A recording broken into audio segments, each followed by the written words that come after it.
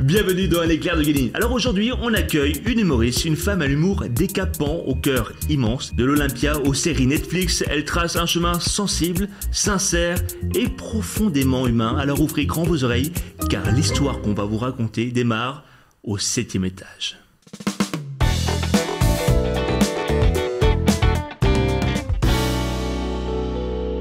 Comédienne, autrice, humoriste, révélée par le Marrakech du rire, elle a fait exploser des salles de rire avec Ça fait du bien, son dernier spectacle. Mais aujourd'hui, elle revient sur le devant de la scène, seule sur scène, bouleversant, drôle, engagée avec La fille du 7e. Nadia Rose, bienvenue dans Un éclair de génie. Bonjour Maxime. Merci d'être parmi nous. Bah ouais, merci, je suis très contente, je suis très émue, presque un peu de... Oh, trop bien. Trop bien, bah ouais. T'as grimpé jusqu'au 7e, est-ce que t'as pris l'ascenseur ou les escaliers de la vie? Les escaliers, ouais, c'est ce que raconte le spectacle. Avant la scène, parfois il est en panne, ouais. Bien sûr, en panne, mais tu trouves toujours une solution parce que avant la scène, les rires et les caméras, il y a eu un premier déclic. Tu te souviens de ce moment précis où tu t'es dit, moi, je veux être sur scène? Je me vois dans le salon, quand j'étais toute petite, je dois avoir 3-4 ans, et devant la télé, et je crois que ça doit être l'École des fans, un truc comme ça. Avec Jacques Martin. Ouais, et je vois les artistes, et je scotche, et je me souviens me dire, je veux être artiste, alors que je savais pas ce que ça voulait dire. Et donc, dans ma tête, je me disais artiste, et c'était un mot un peu mystérieux, etc. Parce que j'entendais, ça devait être Jacques Martin qui disait « Les artistes sont formidables ». C'est un peu plus comment il s'appelle, le général de Gaulle que j'ai fait. Oui, on l'adore. Faut que je bosse un peu mes imitations. Mais je me souviens, il y a très très loin, pas connaître le mot, mais vouloir le faire. Enfin, il y a un truc un peu de fascination. Raconter des histoires et faire briller les yeux des gens. Tu rêvais déjà de scène quand tu grandissais dans ton immeuble, un peu plus tard? Oh que oui. Plus que jamais même, parce que c'est à ce moment-là que je découvre le théâtre. C'est vers l'âge de 8 ans que ma mère m'inscrit à mes premiers cours de théâtre, parce que j'étais une gamine exubérante qui aimait faire les spectacles à la maison, super active, etc. Et tout le monde dit mais il faut la mettre au théâtre cette gamine, il faut la mettre au théâtre. Et puis donc on me met au théâtre, et là explosion dans ma tête. Je trouve ça génial, et puis ça me fait une espèce... le plateau de théâtre devient une extension de la vie, c'est-à-dire, voilà, on va y venir, hein, mais dans le spectacle, je raconte qu'on habitait dans un tout petit logement, et là, le plateau de théâtre devient un espace sans mur, sans fenêtre, un espace illimité où on peut tout imaginer, on peut tout devenir. Une sorte de déclic émotionnel, là. Ouais, de trucs qui m'a ouvert un champ des possibles, quoi. Ok, donc c'est même pas un spectacle vu, une situation d'injustice, c'est vraiment les premiers cours de théâtre qui ont été déterminants. C'est ça, c'est cet espace, c'est le lieu, c'est l'espace d'expression que c'était.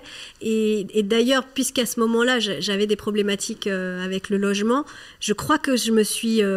rattachée à ça. J'avais ce rendez-vous tous les week-ends et les mercredis pour faire du théâtre avec les copains, les copines, et c'était devenu ma maison aussi. Et j'ai encore maintenant un rapport un peu comme ça avec le lieu du théâtre et les coulisses, les loges. La loge, j'ai besoin que ce soit chez moi, je décore un peu. Cocooning. Ouais, cocooning, et j'ai vraiment l'impression d'être chez moi. Le rêve artistique, c'est quelque chose qu'on te transmet ou que tu vas chercher toute seule? Oui, je suis la première en tout cas dans ma famille à vivre de ce rêve-là, et ouais, non. Donc voilà. Qu'est-ce qui t'a poussé à choisir l'humour comme un langage universel en quelque sorte? Il y a plusieurs raisons. Au début, c'était plus le théâtre, puisque j'ai commencé par le théâtre et j'ai fait whoopi. J'ai commencé par le théâtre et j'ai fait une dizaine d'années de cours de théâtre où j'ai fait du dramatique, du contemporain, de l'improvisation. Enfin voilà, je me suis vraiment formée. Ouais, c'était assez complet. Et quand j'ai voulu, après il y a eu un temps, on va dire qu'il y a eu une pause dans ma vie où j'ai arrêté le théâtre pour des raisons personnelles et où ça m'a terriblement manqué. Et quand j'ai voulu y revenir, ça a coincé, c'est-à-dire que je me retrouvais dans les cours de théâtre où ça aboussissait pas, on n'arrivait pas à faire des spectacles, et moi je voulais monter sur scène, je voulais retourner à la maison, quoi. C'est une bulle d'oxygène. Ouais, et du coup, par la force des choses, la forme de l'humour s'est imposée parce que avec le One Woman Show, tu dépends que de toi. Ouais. j'attendais plus après un projet, j'attendais pas qu'on vienne me chercher, etc. Donc j'ai écrit comme ça mes premiers textes et je suis montée sur scène avec une espèce d'urgence, d'envie très très prenante. Et voilà pourquoi l'humour, aussi parce que j'ai un tempérament plutôt rigolo. Vous mettrez un bruitage. Un tempérament de feu? De feu, je sais pas. Ouais, peut-être. En tout cas, c'est important de rire. La phrase. Il est important de rire. Riez. Et donc, oui. Et l'humour aussi, grâce à sa forme, grâce à au fait que ce soit assez démocratique finalement, tu écris tes textes, c'est une forme de théâtre qui est accessible. Bien sûr. Tu vas dans les cafés-théâtres, dans les bars à stand-up, c'est comme ça que j'ai commencé. Et là, tu as un vrai espace d'expression. Tu vas chercher ta place, quoi. Bien sûr. Ce que tu vis aujourd'hui, la scène, la reconnaissance du métier, c'était imaginable pour toi à l'époque? Bonne question. C'était imaginé. C'était imaginé, donc projeté. C'est un truc qui me faisait très envie, ouais. Mais ça n'a pas toujours été imaginable. Et en même temps, ouais, c'est un rêve très très lointain, très ancré. Et je m'en protégeais aussi en me disant, déjà, ce que je veux, c'est en vivre. Et voilà, mon premier objectif, c'était ça. Ça a mis combien de temps pour en vivre vraiment, pour payer ça a tes été factures? assez rapide, finalement, une petite année, quand je me suis lancée professionnellement. Wow. Ouais, mais, tu avais quel âge quand tu as commencé? J'avais 27 ans. Donc à 28 ans, ça y est. Voilà, j'étais prête, en fait. J'étais prête. Puis surtout, j'avais travaillé avant dans le secrétariat. Enfin, j'avais bossé dans le civil, on va dire. Donc, je savais ce que c'était que d'aller tous les jours au boulot, etc. Et du coup, j'ai abordé ce métier de comédienne avec cet ancrage pragmatique de la vie professionnelle. Et du coup, j'avais des objectifs. Je me suis renseignée sur, par exemple, le statut intermittent. Je dis, il me faut combien d'heures? D'accord, il me faut autant d'heures. Donc, tac, j'ai posé les petits... Je me suis débrouillée. Ouais. Et au bout d'un an, j'avais réussi à être intermittente, ce qui est assez exceptionnel, hein, mais... J'étais prête, quoi. Très prête. J'avais envie. Tu t'es fait connaître par ton humour, ton énergie. Mais est-ce que c'est l'écriture ou la scène qui t'a vraiment révélé? C'est d'abord le jeu, c'est d'abord la scène. C'est la scène, ouais. C'est-à-dire que quand je me suis lancée, je me sentais pas encore autrice de texte. Je me sentais pleinement interprète, comédienne. Après, comme j'avais pas d'auteur sous la main, c'est moi qui écris les textes. Et je me souviens m'être dit... Et c'est Mariana, c'est ma metteuse en scène et prof de théâtre de l'époque, qui m'avait dit « Ok, on n'a pas Molière sous la main, on n'a que Nadia Rose. Nadia Rose, elle a écrit ça, mais on va traiter ce texte comme si c'était Molière qui l'avait écrit. C'est-à-dire qu'on va le respecter, on va le jouer, on va lui donner sa chance, il y a des défauts, mais petit à petit, ça va le faire. » Et donc, c'était une façon de dissocier l'interprète de l'autrice. Et je crois que c'est un bon conseil qu'elle m'avait donné, parce que au début, effectivement, la comédienne était un peu plus au-dessus de l'autrice, mais petit à petit, j'ai travaillé ça et aujourd'hui, l'équilibre. Voilà, essayer de trouver l'équilibre. Et avec ce nouveau spectacle, c'est là où je suis contente, c'est que voilà, j'ai vu l'évolution et que maintenant, j'ai beaucoup moins de complexe à dire que ouais, j'écris. D'ailleurs, ce spectacle, je l'ai pas écrit toute seule, je l'ai écrit avec une autrice aussi qui a l'habitude d'écrire du théâtre, qui s'appelle Caroline Stella. Et voilà, je me sens pleinement autrice aussi, donc c'est bien de... C'est très complémentaire en vrai. Et puis, oui. Tu racontes ce que toi tu as envie de raconter. Exactement. Avec tes propres mots. Ouais. J'avais envie de raconter l'histoire que j'ai envie d'écouter. T'as cartonné au Marrakech du Rire, tu joues dans des séries à succès, Drôle, Escort Boy, Derby Girl, mais entre le stand-up, les caméras et le théâtre, c'est où ton vrai refuge? C'est la scène. Ah, c'est la scène. Et la connexion avec le public? Ouais, c'est le plateau, espèce de vie de troupe aussi, les loges, les coulisses, toute ça, c'est que je me souviens quand j'ai quand j'ai repris le théâtre après cette interruption que j'avais faite, et souvent au premier cours de théâtre, on nous demande de nous présenter, comment tu t'appelles, pourquoi tu es là, voilà, présente-toi, c'est une façon de briser la vitre. Ça paraît tellement simple, mais c'est plus compliqué en vrai. Et donc c'est une façon de briser un peu la vitre. Et on dit briser la vitre? Oui, casser la vitre ou casser la voix aussi. Ça, c'est Patrick qui dit ça. Et je me souviens m'être présentée, et quand on m'a dit pourquoi tu viens, qu'est-ce que tu fais là, et j'avais dit, c'était sorti un peu comme ça, j'ai dit parce qu'ici c'est chez moi. Mais c'était sorti, ça peut paraître présomptueux, ou parce qu'ici c'est chez moi, c'est ma maison. Briser la glace. Briser la glace et non pas la vitre, voilà. Merci. Ouais. Mais on adore les adaptations. C'était une façon de briser la glace, ouais.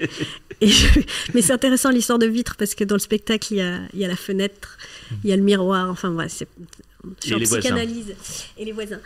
Et donc, pour briser la glace, j'avais dit, c'est parce que ici c'est chez moi, le plateau. Et j'ai l'impression que partout où il y a un plateau, un fond noir, des rideaux, je suis chez moi. Bien sûr. La fille du 7e, c'est ton retour sur scène après plusieurs années. Tu avais besoin de ce spectacle-là pour dire quelque chose de plus intime ? Oui, complètement. C'est-à-dire que, comme j'avais fait quand même pas mal d'années de One Woman Show, avec, comme tu le dis, les Marrakech du Rire, enfin voilà, mon spectacle avait vraiment rencontré son public, etc. 100 000 spectateurs, hein ? Ouais, je crois. Non, c'était cool.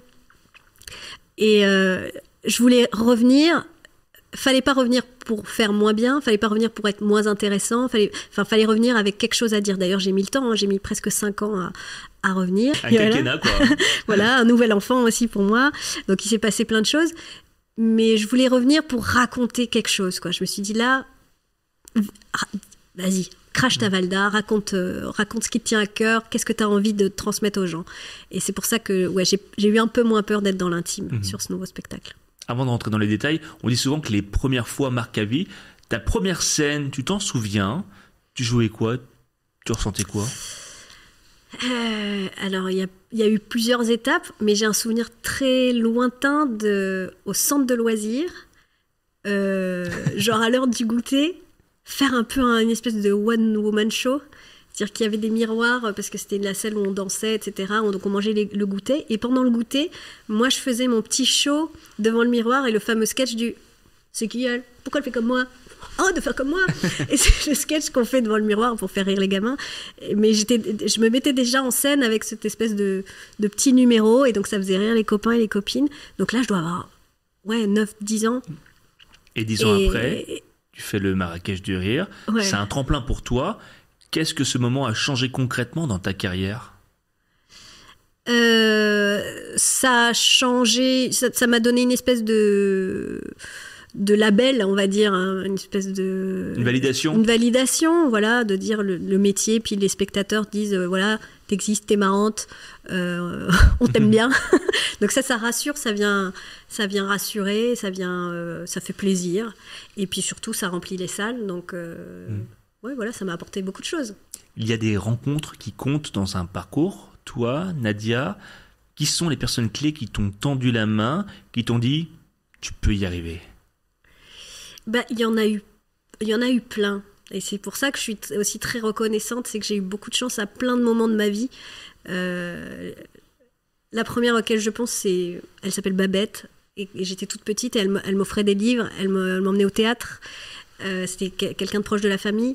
Elle m'a offert mon premier journal intime. Enfin voilà, c'est des adultes comme ça qui sentent qu'il y a un truc. Mais des petites graines quand même. Voilà, donc il y a eu Babette que j'embrasse. Il y a eu Mariana Araoz, ma prof de théâtre aussi, ma toute première prof de théâtre, qui aussi m'a révélé ce monde du théâtre et qui nous a autorisé, qui nous a libéré plein de choses. Après, plus tard, y a Jamel, évidemment, sûr, Jamel avec les Marrakech du Rire, qui m'a fait confiance plusieurs fois. Il y a mon agent. C'est vrai, on n'en parle pas souvent, mais mon agent, Christelle Grossenbacher, ça fait plus de 10 ans que je travaille avec elle. Et on tricote, on brode un truc. C'est-à-dire que moi, j'ai très envie de long terme. J'ai envie de travailler jusqu'à mes 90 ans, un peu comme Gérard Hernandez, avec qui je suis dans Scène de ménage. J'aime tellement ce métier que je veux le faire longtemps. Ouais. Donc, je ne suis pas prête à tout. J'ai pas envie de me cramer, j'ai pas envie de m'épuiser, j'ai envie de le faire bien, j'ai envie... Tu veux faire les bons choix. Je veux faire les bons choix, voilà. Tu as connu l'Olympia, les grands festivals, les tournées. Le succès t'a surprise ou tu le voyais venir ? Le succès m'a surprise, mais en même temps, il est arrivé doucement, gentiment, finalement. Ça s'est pas fait du jour au lendemain, moi. Ça a mis plusieurs années, 7-8 ans. Donc, non, ça s'est fait en douceur. Et j'aime bien ça. Et et encore maintenant, je sens qu'il y a des caps qui se passent, c'est-à-dire que là, dans la rue, on me reconnaît un peu plus, et on sent le lien. Il y a encore plusieurs étapes. Hein. Oui, il y a encore il y a encore du chemin, il y a encore beaucoup de chemin. Et donc, non, j'ai pas été surprise. Enfin, je veux dire, ça s'est pas fait du jour au lendemain, ça se fait par petites étapes très mignonnes, donc c'est plutôt chouette. Et là, tu es sur l'étape de La fille du 7e, un seul en scène où tu racontes l'intime, le social, l'humain. Qu'est-ce qui t'a poussé en fait à écrire ce spectacle-là maintenant? Est-ce que c'était une nécessité intérieure? Oh oui, Maxime, tu lis en moi comme dans un livre ouvert. Oui, c'était une nécessité intérieure. Ouais, je peux pas dire mieux. C'est-à-dire que j'avais besoin de raconter cette histoire qui est un peu banale. Hein. C'est-à-dire qu'au moment du divorce de mes parents, il y a un déclassement social. Ma mère se retrouve à chercher un logement. Il y a presque plus de revenus. Donc on se retrouve dans un tout petit logement insalubre avec ma mère, mon frère et moi, et il va falloir, voilà, c'est notre nouvelle vie. Et voilà, c'est une période qui a été très riche dans ma vie parce que je découvre une réalité, et en même temps je découvre le théâtre. Enfin voilà, ça a été un moment charnière. Et puis je découvre les injustices. Je découvre et puis on n'a pas grand-chose, mais je vois qu'il y a des gens qui en ont encore moins. Enfin voilà. Et surtout, ce que je retiens de cette période, c'est la richesse des gens. Mmh. C'est des phrases que peuvent raconter des gens qui font des voyages à l'autre bout du monde. Ils n'ont rien, ils partagent tout. Mais moi, je l'ai fait. Hein. Voilà, c'est ça. Et ben voilà, nous, on a vécu ça à Colombes dans le 92. Et ce voyage-là dans le cœur de l'humain, il m'a vraiment nourri et il m'a donné une espèce de force. Je sens que je suis un peu comme un caméléon maintenant. Je peux m'adapter un peu à toutes les classes sociales, à toutes les situations. D'autant que tu y parles de mal-logement, de la dignité, de ta propre enfance. Est-ce que c'est difficile d'exposer? Oui, c'est très difficile. Tu vois, là, je te parle, je suis un petit peu encore dans mon émotion. C'est très difficile et en même temps, moi, ce qui me protège, c'est les persos. C'est-à-dire que... C'est un masque? Ouais, c'est un masque, comme au théâtre, à la Commedia dell'arte, on utilise des masques pour rendre la vérité encore plus forte. Donc, j'ai les personnages, je raconte. Finalement, la fille du 7e, donc Nadia, elle est racontée en négatif par les personnages. C'est par leurs paroles à eux qu'on comprend sa vie à elle. Donc c'est une forme de thérapie pour toi ou un acte militant? Les deux. Les deux. Et à la base... c'était ni l'un ni l'autre. C'est-à-dire qu'au moment où je l'ai écrit, c'était une envie de raconter une belle histoire. Je me souviens que j'avais écrit ça à la sortie, au milieu du confinement, à la sortie, au moment où c'était vraiment la merde pour les théâtres. Hein. Il y avait des restrictions, les masques, etc. Les espaces entre les sièges. Et moi, ça m'avait fait très peur, cette période-là, et je m'étais dit, ça y est, c'est la fin du théâtre. Le spectacle vivant, c'est mort, on va être tous devant des écrans de télé, des téléphones et des machins, et le spectacle vivant, c'est fini. Et je me suis dit, non, je vais écrire un truc hyper sur la forme simple, que je pourrais aller jouer dans les villages à la bougie, comme à l'époque de Molière. Il y avait ce truc un peu organique de se dire, je veux juste être une conteuse, aller raconter une histoire. Et c'est ça qui s'est passé. Et maintenant, le spectacle... a rené, on dit, le monde du spectacle a refleuri. Et cette histoire aussi, du coup, a pu bourgeonner au moment où on l'a créée. Il y avait plus les restrictions, etc. Donc j'ai pu rêver de lumière, d'agrandir la mise en scène, etc. Mais je suis capable de le rejouer en petite forme aussi, s'il faut. C'est rare de parler de sujets aussi durs avec autant de poésie. Comment tu as trouvé cet équilibre entre douleur et lumière, finalement ? Parce que c'est les deux versants d'une même pièce, je crois. Ouais. Franchement, quand on dit que l'humour, c'est la politesse du désespoir, tout ça, c'est jamais très loin. On rit pas de la joie.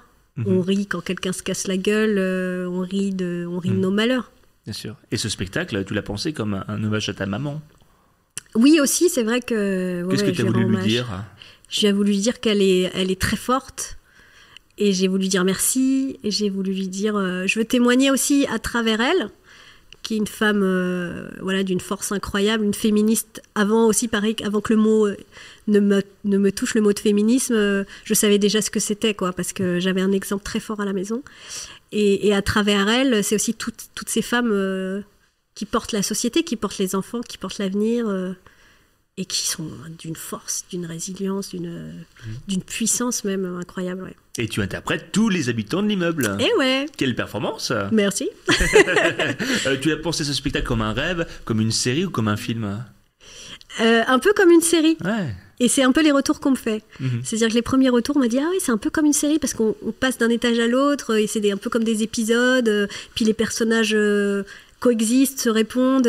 Oui, il y a un côté un peu série, ouais. » Nadia, on arrive à cette partie du podcast où il va falloir choisir. D'accord. Toi qui jongles avec les rires et les larmes, qui joues sur tous les registres, on va tester ton cœur de comédienne. C'est le moment du jeu humour ou émotion.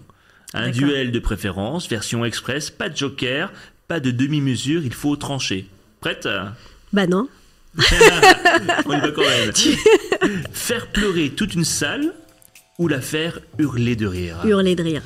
Un grand rôle dans une série Netflix ou un triomphe sur scène au théâtre? Ah, t'es dur là.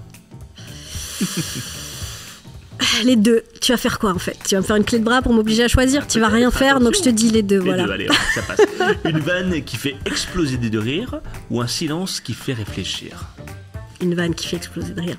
Raconter des voisins relous dans un sketch ou livrer un monologue sur la dignité? Les deux. Et en plus, on peut faire les deux en même temps. C'est-à-dire qu'on peut... Ouais. Incarner un personnage totalement à l'opposé de toi ou monter sur scène 100% en mode Nadia? Paradoxalement, c'est plus moi que... C'est plus compliqué de me montrer moi à 100%, ouais. Bien sûr, d'où les personnages. Bah ouais. Écrire toute seule ou créer un spectacle à plusieurs mains? À plusieurs mains. Le Marrakech du rire en plein show ou le Lacernaire dans l'intimité à Paris? Bah les deux sont sur la même route, quoi. C'est pas l'un ou l'autre, c'est un chemin. Et enfin, être adoré pour ton humour ou respecté pour ton courage artistique? Bah, je préfère être respectée déjà qu'adorée. Mais respectée pour mon humour, par exemple, ce serait un bon compromis. Bon, bah écoute, c'est très bien. Tu t'en sors pas mal, hein, même si on sent que certains choix t'ont fait pas mal cogiter. Mais au fond, ce mélange d'intensité, de légèreté, de poésie et de piquant, c'est un peu ta marque de fabrique. Et justement, parlons de ce que tu fais quand tu n'es pas seule sur scène ou devant une caméra. Parce que derrière la comédienne, il y a aussi la femme qui construit, qui choisit, qui dirige son propre parcours. Alors on va plonger un peu plus dans les coulisses de ta carrière. Tu joues dans Escort Boy, sur Prime Escort Video. Boys au pluriel. Ouais. Bien sûr. Ils sont plusieurs, hein, oui. Choisissez celui qui vous fait le plus plaisir. C'est une série assez cash. Ouais. Comment tu choisis tes rôles à l'écran? Est-ce que tu cherches à surprendre ou à te surprendre toi-même? À me surprendre moi-même, je crois. Donc quand tu reçois les scripts, tu te dis... Ça va rentrer ouais, si c'est un truc que j'ai pas encore fait, si c'est un truc que j'ai pas encore exploré, je suis en mode gourmandise totale. Et puis, pour l'exemple d'Escort Boys, vraiment, quand j'ai lu le scénar de la première saison, il fallait vraiment que je le fasse, quoi. J'avais très, très envie de le faire parce que je trouve que c'était le champ d'exploration de cette série, il est incroyable, il est féministe aussi, ça parle de la puissance de la sexualité des femmes à travers le regard d'hommes, enfin je trouve que ça se répond bien, c'est très beau, c'est très drôle, voilà, et puis le talent de Ruben Alves à la mise en scène, ouais. Ça, j'avais vraiment très très envie de le faire, donc j'étais contente. Tu fais partie de ces artistes qu'on voit de plus en plus, mais que le grand public ne connaît pas encore totalement. Tu le vis comment, ce statut d'émergente aguerrie? J'adore, parce que c'est très confortable en fait. C'est-à-dire que on me reconnaît toujours de façon sympathique, même si on n'a pas forcément mon nom. Ah, je vous adore. Oui, il y a toujours ou parfois alors là quand les gens me disent Nadia Rose, qu'ils me reconnaissent et que voilà, je le prends comme un petit, ça me fait un bonbon dans ma poche, ça me fait vraiment plaisir, quoi. Et puis en même temps j'ai la paix aussi. Voilà, c'est-à-dire que j'ai la chance, le luxe de travailler beaucoup et de pas être emmerdée, quoi. Tu vas pas bloquer un restaurant pour moi, je vais pas créer des embouteillages. Est-ce que c'est plutôt chouette pour être pas emmerdée que tu as choisi Rose comme pseudo de... Oui, il y a une part de pudeur, il y a Et puis une volonté de séparer le privé et le public, ouais. Bien sûr, vie privée, vie publique. Ça me rappelle une émission de Mireille Dumas, ça. Ouais. Tu parles du 7e étage comme d'un sommet, mais dans ta vie, c'est quoi la plus grande marche que tu as dû monter ? M'autoriser à vivre mon rêve. C'est-à-dire que j'ai mis du temps à me l'autoriser, à me dire, mais vas-y, tente-le, on n'a qu'une vie, etc. Ça a été une grande marche psychologique, casser le plafond de verre... De s'autoriser à faire l'artiste, quoi. C'était un défi fou, ouais. Et tu dis que ce spectacle, c'est une manière d'être digne. Est-ce que tu penses que le rire peut vraiment guérir quelque chose ? Oui. Ah oui. D'ailleurs, oui, et pour plein de raisons, quoi. Oui, dans guérir, il y a rire. Et parce que quand on rit, déjà métaboliquement, tu ris, tu t'oxygènes, en fait. Tu vois, donc tu vas mieux. C'est comme de méditer. D'ailleurs, c'est pas pour rien qu'il y a des ateliers du rire là, avec des gens qui rigolent. Tu exprimes une certaine vibration. Il y a un truc physiologique qui fait que ça va mieux, ça te guérit physiquement. On respire mieux dans une pièce où on rit, quoi. Bien sûr. Que l'ambiance est plombante. Donc, et moi, ça a été une façon aussi d'alléger certaines choses dans ma vie, d'en rire, quoi. Et puis aussi de chercher le rire chez les gens, de soulager, de rendre les choses légères, ouais. Est-ce qu'un soir, sur scène, tu t'es dit, là, je suis vraiment à ma place ? Ouais, ouais, et c'est trop bien. Ouais, ça m'est arrivé quelquefois.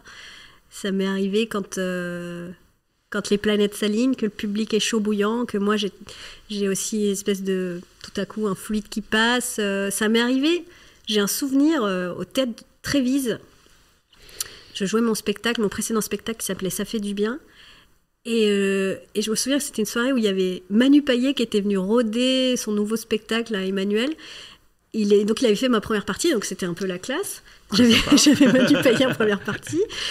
Et donc les gens étaient hyper contents. Derrière, moi j'étais hyper contente aussi. Enfin bref, le spectacle se passe et je me souviens de m'être tellement amusée et j'ai tellement kiffé qu'il y a des moments où j'avais l'impression de voler, quoi, sur le plateau. C'est que tu réfléchissais plus, tu faisais. Ouais, et vraiment une sensation de légèreté et de joie pure. Et c'est assez chouette. Ça m'est arrivé quelques fois, ça. Mais je crois qu'il n'y a que dans le spectacle vivant qu'on peut avoir ces sensations-là. Au Marrakech du Rire aussi, je me souviens que, je sais plus si c'est mon premier ou mon deuxième, où t'arrives et tu te sens porté par l'énergie du public. Et c'est assez magique, quoi. C'est un délire, ouais. Tu dirais quoi à un jeune ou à une jeune qui vit aujourd'hui ce que toi, tu as traversé enfant ? Et qui est en train de le vivre ? Et qui est en train de le vivre, absolument. Ouais. J'ai eu cette conversation avec une petite fille il n'y a pas longtemps. Oh. Ouais. Elle avait quel âge ? Elle a 9 ans. Elle est en CM1. Et parce que sa maman, elle traverse des difficultés et sa maman me dit, sa maman se sent un peu coupable, elle me dit, la petite, elle a dit, la vie c'est trop pourri. Et donc la maman me répète ça et donc je la chope, je la gamine, je lui dis ouais, là c'est pourri, hein, t'as vu, c'est pas grave, ça va pas durer.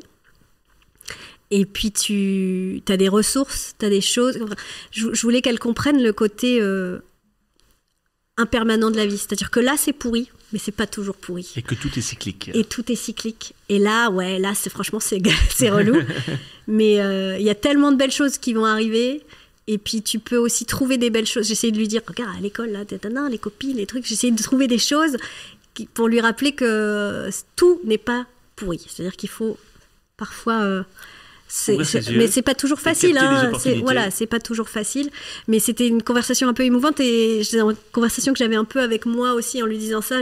C'était une façon de lui dire, regarde, moi finalement ça va, j'ai réussi à faire mon petit circuit et toi tu vas faire pareil parce que je le sais, je le sens. Et parce que aussi moi j'ai eu des adultes qui m'ont dit ça. Ah oui. Et ça t'a aidé. Ben ouais. Moi j'ai des adultes qui m'ont allumé des lumières, qui m'ont dit tu vas faire des grandes choses, toutes petites, des gens qui m'ont fait confiance, qui m'ont dit t'es super, voilà. Donc ça c'est des choses que que je lui ai dit. En plus c'est vrai, elle est super cette gamine, donc je lui ai dit c'est génial, t'es hyper intelligente, donc t'inquiète pas, là c'est un peu, ça pue, mais tu vas voir que ça va être génial. Un beau message d'espoir. Mais ouais. Et je pense que c'est ça dont les enfants ont besoin aussi, de pouvoir se projeter. On est dans une époque tellement anxiogène. Là, on entend, t'allumes la radio toutes les 3 secondes et c'est la fin du monde. Non, c'est pas la fin du monde, c'est la fin d'un monde, c'est la fin d'une époque, c'est la fin d'un confort peut-être, c'est la fin de plein de choses, oui. Mais il va falloir qu'on apprenne à faire autrement. Et puis surtout, il va falloir faire confiance aux gamins qui sont là et puis ne pas leur noircir tout le tableau tout de suite. En fait, laisser les mettre, eux, leurs couleurs qu'ils auront choisies. Voilà. On passe à plus vite que l'éclair. Le principe est simple. Question courte, réponse éclair. Attends, je m'échauffe. Ok. C'est parti. Ton rituel porte-bonheur avant de monter sur scène. Je fais un peu de sophrologie, des exercices et puis je me dis que ça va aller. Une série que tu binges sans culpabiliser. Friends. Un mot que tu répètes sans cesse en loge. C'est un gros mot. Tu mettras des bips? Oui. Oh putain. Ouais, des fois j'ai des bouffées de trac et je me dis oh putain, mais qu'est-ce que je fous là, quoi? Qu'est-ce que je fous là? Voilà, il n'y a pas eu de bip. Hein. Un rôle que tu rêves encore de jouer. Antigone, quoi, des grands rôles dramatiques. Ou même, ce qui m'amuserait, tu vois, ce serait de jouer des grands rôles du répertoire de Molière, genre l'avare, l'avare.e, tu vois, en meuf. L'école des hommes, ouais, inverser un petit peu ces grands rôles du répertoire comique au féminin. Ça m'intéresserait d'explorer ça. Excellente idée. Merci. La personne qui t'a le plus encouragé? Ma mère. Une réplique que t'aimerais qu'on retienne de toi? Et mon frère aussi m'a beaucoup encouragé, mon frère. Ouais, c'est vrai. Et encore maintenant. Pardon. Et une réplique que tu voudrais qu'on retienne de toi? Dans ce spectacle-là, à un moment, il y a un personnage qui est au bout du rôle et qui dit « Mais la vie, c'est tous les jours, en fait. C'est beaucoup, non? On ferait pas une petite pause de temps en temps ?» Et sinon, une phrase qu'on a retenue de moi sur le spectacle précédent, c'est « Le voile, c'est comme la mini-jupe. Si on voit tes poils, c'est que c'est trop court. » Ça, on me la sort un petit peu. Voilà, je suis un peu contente de celle-là. Bien joué. Ton dernier fou rire hors scène? C'était hier sur le plateau avec Gilles Alma sur le tournage de César Wagner. Parce qu'on n'a pas le droit de rire, donc on rigole. Ah, bien sûr. Une cause qui te touche profondément? Tout ce qui touche de près ou de loin au monde de l'enfance, quoi. Ouais, ça va me toucher. Et enfin, ton rêve secret pour l'avenir? Si je te le dis, il sera plus secret. Ah oui, c'est vrai. Oh là là, qu'est-ce que c'est bien répondu. On a dit à ton spectacle, La fille du 7e raconte la vie avec une poésie brute. Tu fais partie de ces artistes qui n'en font pas des tonnes, mais qui touchent juste et fort. Quel message tu veux faire passer à ceux qui pensent qu'ils n'ont pas leur place dans ce monde ou sur scène? Oui, c'est le propos du spectacle. Que c'est faux, en fait. On a tous une place. On n'a pas tous le luxe de pouvoir la trouver rapidement, facilement, ou d'être guidé pour ça.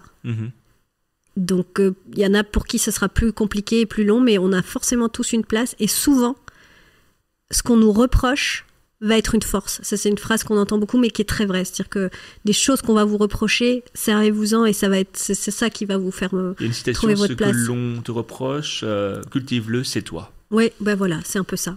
C'est vrai. Et je trouve que c'est très vrai. Tu parles d'un retour à la lumière avec ce spectacle. Tu prépares quoi pour la suite? Parce que j'ai vu que tu avais énormément de projets. Tu tournes. Ouais, je tourne beaucoup de séries. Ouais, j'ai ce grand bonheur. J'ai un pilote de série où j'ai le rôle principal qui va arriver bientôt sur France 2. Donc ça, c'est énorme. Cool. Ouais, c'est chouette. Rôle principal? Ouais. Comédie, dramédie? Un peu les deux, comédie dramatique. Enquête policière, comédie dramatique, on rit, on pleure. C'est un personnage un peu... je suis contente parce que c'est un registre dans lequel on m'a pas trop vu. C'est-à-dire que c'est une femme qui morfle et qui va... qui est un peu froissée, brisée, mais qui a beaucoup de force. C'est un personnage un peu plus sombre que ce que j'ai pu faire jusqu'ici. Je suis contente. Génial. Ouais. Il y a ça, il y a César Wagner. Il y a César Wagner, là, toujours on est en train de tourner l'épisode. Toujours sur France 2. Et il y a la nouvelle saison des Escort Boys dont on parlait tout à l'heure qui va bientôt sortir. Et puis voilà, c'est déjà pas mal. C'est déjà très bien. Et puis la tournée, évidemment. Et la tournée, oui, la tournée avec le spectacle. Et puis continuer d'écrire, continuer d'explorer, ça j'adore aussi. Ouais. Si tu pouvais envoyer un petit message vocal à la Nadia qui a 10 ans, tu lui dirais quoi? Oh là là, tu vas me faire pleurer. Je lui dirais quoi? Je dirais merci. Merci d'avoir rêvé grand. Et l'accomplissement, il est là. Il se crée au jour le jour. Et ouais. Même si l'histoire et l'aventure est longue. Je te sens ému. Bah ouais.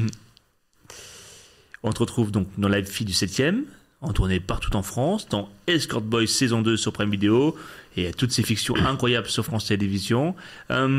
Merci Nadia d'avoir ouvert ton ton corps. Mon corps.